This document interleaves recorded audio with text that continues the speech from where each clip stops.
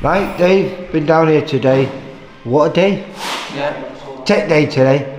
But before we talk about, because I came down here to catch up with Jack Cullen and Matthew Rennie, who both got big fights for themselves. A huge fight for Cullen and a big fight, for a very meaningful fight for Matthew Rennie. But before we talk about them, what a year for you with the amateurs.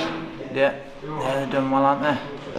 Phenomenal. Yeah. I mean, we've had European bronze medalist, world bronze medalist, a European silver medalist, and this week, was it last weekend or 2 weekends ago, the European Championships?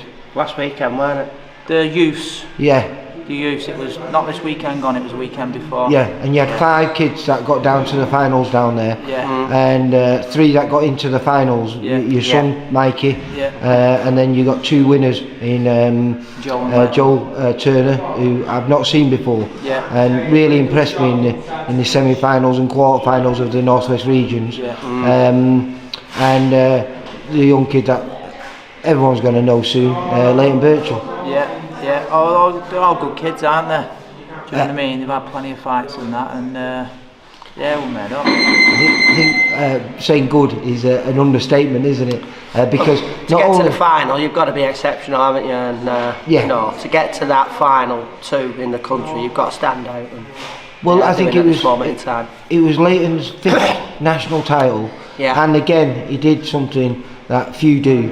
He stepped up from. He could have gone in the youth cadets, couldn't he? Yeah, and Joe did the same. Well, they both went in the youth open, and not only did they win, but Leighton got the best boxer of the tournament, and Joe got best fight of the tournament. Yeah. And just a quick one, like, so obviously them kids, you know, they have been at other gyms like Leighton and Nelson, Levi, Monet and all them lot, and people say different things, or they're lucky to come down there. People don't realise that them kids went to other gyms before they came to us. We weren't first choice. They went to other gyms and decided to pick us. Do you know what I mean? We were glad they did that though. We was glad, because what we don't want is, we don't want them kids to go backwards either. We've got pressure on our toes to keep them at the level. Make sure keep them kids keep winning, and at this point now it's an hard point, because they're changing from schools and juniors to 1.5 minutes to 2 rounds, up to 3-minute rounds, which is a big transition. Yeah, they're going from youths to seniors now, so they're going to come up against stronger kids. So the stuff that, you know, listen, they're brilliant kids. The stuff that all them lads, you know, even Mike, my own lad, the stuff that they've been doing as a schoolboys and a junior, they're going to have a bit of a change about now with the youth and the seniors, because the boxing kids were a lot older, a lot stronger. So now we've got to work on different aspects in the boxing. It can't be just all, you know, fancy stuff, or everything can't be up close and having a fight. You've got to be able to do a bit of a few years ago, when it was a point system, I know we've been back to 10-9 for quite a few years now, but when it was a point system, amateur boxing and professional boxing were 2 totally different sports, really. Now we're getting closer, and I believe what I've seen today, what you've been working on, because today was a tech day, wasn't it? Everyone was just working on little things that'll help them in not just the amateur game, but eventually where all these kids want to go, because we've got a great stable here of pro fighters. And I see that with your son Mikey. I was just on a little interview with him then. When he first started, he was just a big strong kid, wasn't he? Yeah. Not no his more. Attributes, though, essentially, he was big, he was strong, and he used that to his advantage. You know, he's still a strong lad, to be fair, but now he's a much better boxer. The boxing side of it, which was a plan. I mean, listen, when he first started boxing, I've gone on to my son again here, like, but we don't want to just go into that, but just as an example. So when he did first start, he was a big strong lad for his age. He was inspiring, you know, getting the better of kids in sparring. He did one skills bout, they had to stop the skills bout. He had one fight, he stopped the kids, so straight away we knew he's strong, he's fit, you know what I mean? So we're gonna use what he's got for the schoolboys. And he won the schoolboys, you know, off just being fit and strong. Now he's a little bit different. Now we need to get a bit more. We wanted that, like I said. We know he's strong, we know he's fit, he's got tons of bottle. Now we're going to work on, you know, sharpening. Refining it. So he's still nowhere near where it should be, and he's got to the finals and been unlucky in the final, you know. So I think the next 6 to 12 months he could be a real standout. Going back to what you were talking about before, about you had luckily enough to have the influx of the sharp style boys down here, but actually a lot of the national champions that you've produced this year are not, Corey won his first national title with yourselves. Yeah. A young kid who was here today, Owen Lithgow, very good kid. Joe Turner again, Emilia Garcia won a national with us. I've not met her, I've seen her actually, she was here once, but I've never spoke to her. Yeah, so we've had a few national champions this season alone, and like I say, I'm not taking anything away from the kids what have come, because they're brilliant kids as well. They're good boxers, but they're also good. And they have brought our lads on as well. There's no doubt about that with the sparring and everything else. But they're good kids. But we just want to, and they're still winning. Is the point where we're trying to get to. So they've been to other gyms. They obviously didn't like the other gyms they went to, and they come to and we enjoy it. Yeah, we just wanted to. And we enjoy having them down here as well, because the other kids what are coming through, they're learning off them, and they're also learning off what we're showing them. Going to the pro side now, you've got a great stable of fighters here, and you've got a lot of fighters that are about to turn over. Now, the two kids we mentioned before, Nelson Birchall and Levi Barnes, Levi's going to stay amateur, but Nelson's decided to go pro, and I believe you're going to be managing him. Yeah. The main thing on that, the management side, Lee, is Nelson's young, he's 18 years old, you know what I mean? So we need to make sure that he's well looked after, gets the right fights at the right time. He needs to be learning on the job as well, because like I say, he's only 18. He's a very good standard. He's world number 3 as a youth, so he's a good standard anyway. But still, it's a different sport. Amateurs and professionals, you've got longer times. Things are slowed down a bit. His first few opponents might be going in there to cover up. So then it's time for Nelson then not just be throwing at them arms. He's got to pick them openings. If they're tight, he's got to make his own openings. You know what I mean? So it's a different game. Which is what you're working on today.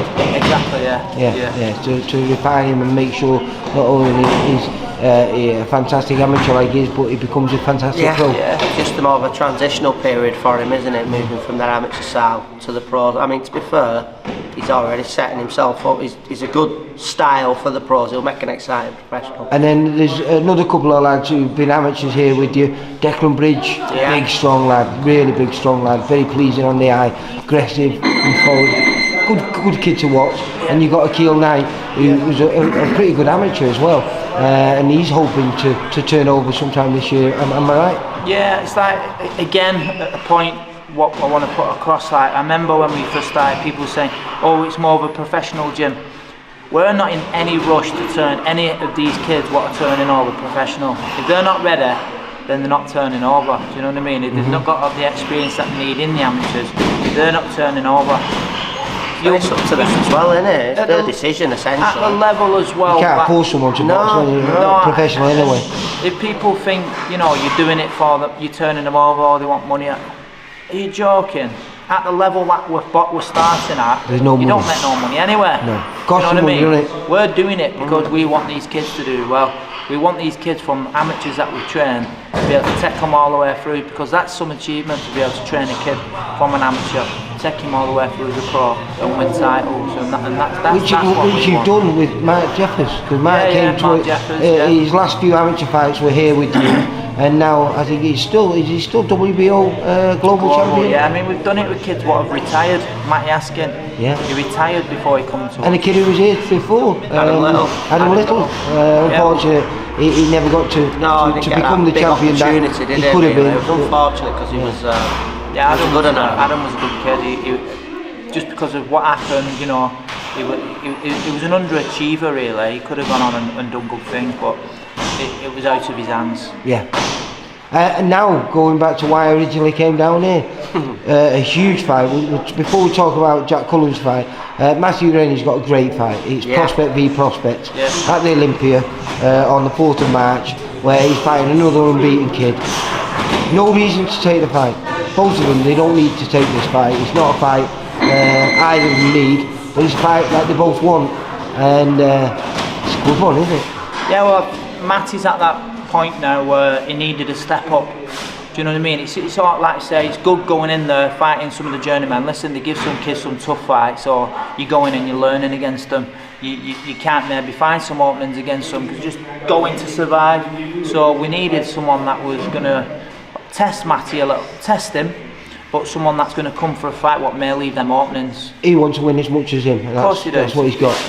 For the first time in his career. It's a good fight. It's a really good fight. It's good to see two lads having a go like that. On that show on March the 4th, it's arguably perhaps one of the best shows we've put on in Liverpool in recent times, because we've got an English title fight with Brandon Dio against Ashley Lane. All right. That's for the vacant super flyweight title. Right. We've got 2 rematches on there where they drew with their opponents last time out. They always make for good fights. We've got Jake Barton against Liam Williams on there. So there again, prospect v prospect. And obviously Matthew Rennie against Stathos Antonius, I think his name is, from Greece. He fought on our shows twice, and in fact, both their last opponents were the same one, the Russian kid, Rustin Fahuli or something. Great, tough kid. It's a good fight, and it's good that Steve's putting them sort of fights on the shows as well. Credit to both lads as well for taking it. 5 50-50 fights on a 10 card or 11 card bill. That's going to be a great night. A great night. It isn't on smaller, because you usually get them type of fights on these big arena TV fights, don't you? So it's great for smaller boxing. That I think it is. I think it is, like you say. And then the week afterwards. Yeah. Well, I spoke to you. I think it was at the it was at the youth. It was at the youth when I spoke to you, and I just found out that Jack Cullen's got this huge fight against a huge punching, very young, and a kid that a lot of people are talking about being the next superstar. And you're very confident. You know it's a hard fight, but from what we were talking about, you've got a really good game plan. And from speaking to Jack before, he knows that when he structure your game plans in his biggest fights, John Doherty, when he structure him, he's come out successful. So I think that's the loss when his European challenge, was it last year? Yeah, last year. Wasn't it? Perhaps might have been a good thing, because now he understands if he listens and sticks to the game plan, he wins. Yeah, I mean, it's like, Jack's always like, well, say always, a couple of times he hasn't been, but 9 times out of 10 he's a B-side fighter, isn't he, Jack? So he's a stepping stone for these sort of kids. And well, that's what they're bringing in here for. Yeah, of course. They don't expect him to win. No, not expected him to win on a few occasions where we've trained them and he has gone on and won. So yeah, we're not sort of gym what we're going to get beat. We're not daft enough just to chuck a kid in and say, right, you can beat this kid, if we don't believe that he can beat him, because he could get hurt. Do you know what I mean? Especially against a kid like Diego Pacheco, who's a massive puncher, same height as Jack. He's not boxed anyone like Jack. You know what I mean? He's not boxed anyone as good as Jack, I don't personally think. Well, we've seen it not long ago. The kid that Jack got a draw with, Jack Shelley, he's just going to cause a big upset. Yeah, he beat the Anthony Simmons for, I think it was a WBA Continental title. That's really well too. He did. He looked a little bit out of his depth early on in that fight, but then he really grew into it and absolutely dominated it towards the end. Yeah, credit to him, he did. Well, that if and I know we can't look past this fight because it's too big a fight to look past, but perhaps them two could get a rematch on again, if they both come to it. You never know. You never know. That is where other things have happened, haven't they? Exciting, isn't it? So this place is buzzing, and say by the end of the year you could have not only you've got Mark Jeffers here, you've got obviously Matthew Rennie in this fight we just spoke about, Cullen. If they all come through this the way we hope they're going to come through, then not only could this be one of the best amateur gyms in the country, you could have one of the best pros. Yeah, hopefully, mate. That was always the plan. Yeah, that is the plan. But we're a long way off that yet, because we've all got tough fights, and we always seem to have kids what are in tough fights, which is not a bad thing, I suppose, especially if we're coming out winning. So we've got to work hard with the lads. We've got to get the game plans right with the lads, and they've got to have a bit of belief in us as well, and try and apply it. Yeah. Well, that's what I was getting to as well before, because Matthew's been with you now quite a while, I think about 2.5, 3 years, hasn't he? About 2.5 years, 3 years, Is it so long? I don't think it's so long. I don't. It's about 2 years. About 2 years. Yeah, and Cullen's been with you, what, about 2 years coming up now? Yeah. You know, so realistically, they've understood that, as we were saying before, when they listen and they do what you ask them to do, which we all know they're capable of, they win. Yeah, of course. Yeah, I mean, listen, sometimes when you're in there, even if you believe your coach and he's telling you to throw a shot, there's still sometimes little tiny bits of doubt, you know what I mean? Until you actually let it go and it lands, you think, it works, it's landed, boom, you're going to do it again. So it's just confidence building sort of thing, do you know what I mean? Yeah. And, well, I watched a little bit of that Pacheco. Diego Pacheco. Yeah, Pacheco. And it's a sweet backhand though, isn't it?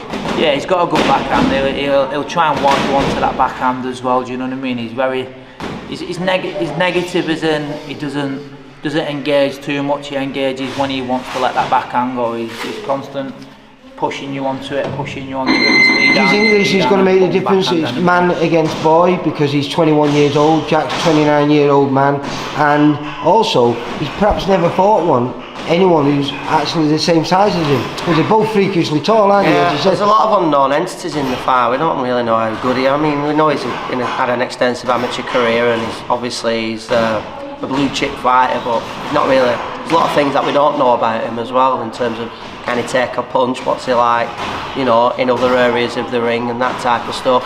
Will age be a factor into it? Truthfully, we're not too sure about this that. Is why they're putting him in with Jack. Jack's he's a test for him. Do you know what I mean? This is we're a stepping. That's what they're looking. Have you noticed a difference? Because Jack sometimes says, no, he's been on the big stage for quite a few years now. You know, last couple of years he's been fighting on the big stage. But do you feel that he's really up for this fight, and you've seen the difference with him? Because he was telling me that I've never seen him this excited for a fight. Yeah, he's 100% up for it. Yeah, and there's no messing around outside the gym. He's on it. He is. Yeah, definitely. Right. Well, listen. Good luck for the 4th and the 11th of March. And I just spoke to a lot of the young kids, including your son. They're all up for being picked for the. Is it European? Yeah, so they've got to go on the European youth selection. Leighton, Mikey and Joe, they'll all be there. Nice, isn't it? Yeah, all on the selection squad, yeah. Imagine if they get selected and they bring back even more medals. Nice. That's the plan. We're going to have to buy a big trophy shelf. Yeah, it's good job we're moving into new premises, isn't it? We've not even got anything put up with anything. The last one we could do with something really. Well, I love when I go into the rotunda. I do. Yeah, it's good, isn't it, when you go into there? It is, you see all the best on the wall. Yeah, we took a lad sparring up there the other day and it was all down. I mean, listen, they've got miles more than us, but they've been going a lot longer than us as well. We could do with getting something up. So is that the next thing for the new premises? Because you've not moved into them yet, but you are moving soon, aren't you? Yeah, we'll get a wrong with it actually. Yeah. Wall of Fame. That's what we'll call it. Wall of Fame. Well, listen. Good luck for the next coming months and weeks. Nice one. And hopefully, fingers crossed, we get a few more new champions in this place. Definitely, yeah. Well, obviously, why not? Amateurs and pro. Yeah, definitely. Both sides. Yeah. See you later, lads. Cheers, Thank mate. you. Nice Bye. one. For all boxing info, news and latest interviews, amateur and pro, across the north, click and subscribe. VIP Boxing Promotions. Also, Twitter, Instagram and Facebook.